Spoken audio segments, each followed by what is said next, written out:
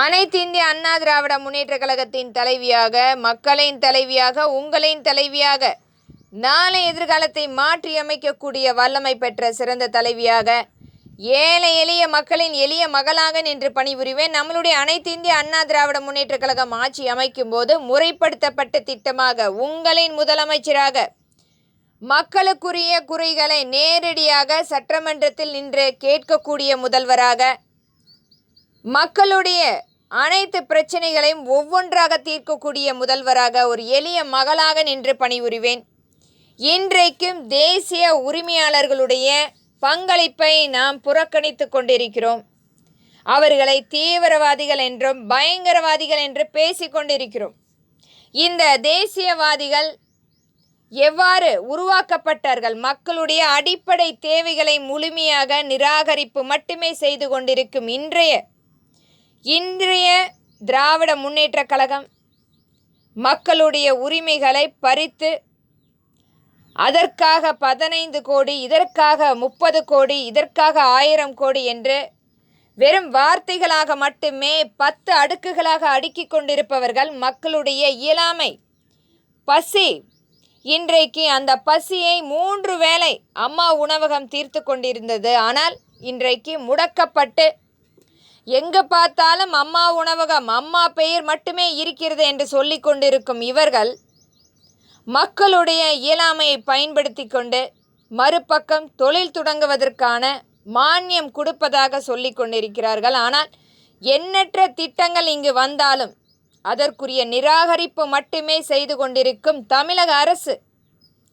பயங்கரவாதிகளை இவர்களே ஊக்க வைத்து உருவாக்கி கொண்டிருக்கிறார்கள். இன்றைக்கு எண்ணற்ற மாணவர்கள் தங்களுடைய கல்வியை முடித்துவிட்டு பயங்கரவாதிகளாக, தீவிரவாதிகளாக ஒரு பக்கம் உருமாறி கொண்டிருக்கிறார்கள். மறுபக்கம் கஞ்சாவுக்கும் ஒரு பொழுதுபோக்காக தங்களுடைய தொலைபேசியில் தேவையற்ற பதிவுகளை பார்ப்பதற்கும் ஆங்காங்கே கஞ்சாவை பயன்படுத்தி கொண்டு பெண்களையும் குழந்தைகளும் என்று பாராமல் அவர்களுடைய வாழ்க்கை திசை மாறி கற்பழிப்பு, தேவையற்ற பழக்கங்கள், இது மட்டுமா வாழ்க்கை?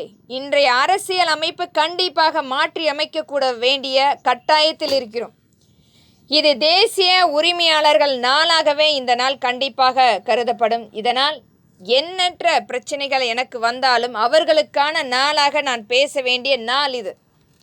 இன்றைக்கு குழந்தைகளுடைய கல்வியை பறித்து கொண்டு அவர்களுடைய இயலாமையை பயன்படுத்தி எண்ணற்ற கூலி தொழிலாளிகள் இன்றைக்கும் இருந்து கொண்டிருக்கிறார்கள்.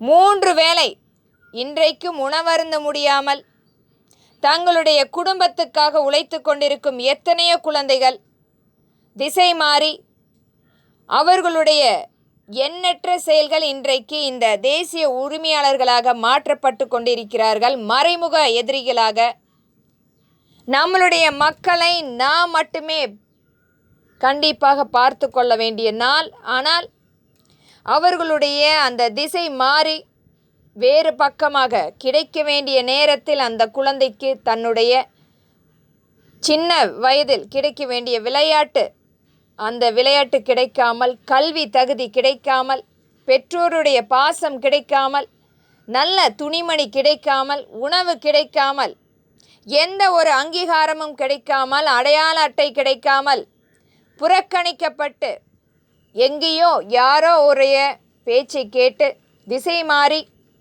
இந்த பயங்கரவாதிகளாக, தீவிரவாதிகளாக மாற்றப்பட்டு நமக்கு எதிராக இன்றைக்கு உருவாகி கொண்டிருக்கிறார்கள்.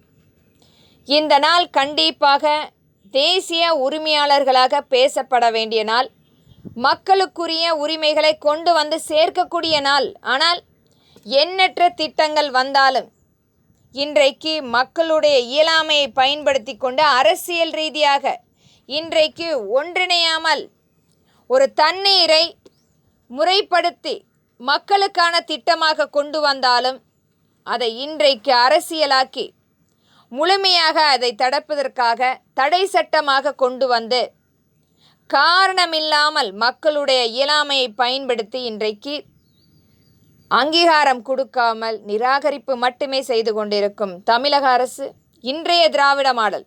ஆனால் இவர்களுடைய வாழ்க்கை மிகப்பெரிய சொகுசான வாழ்க்கை, ஒரு கம்பீரமான வாழ்க்கை.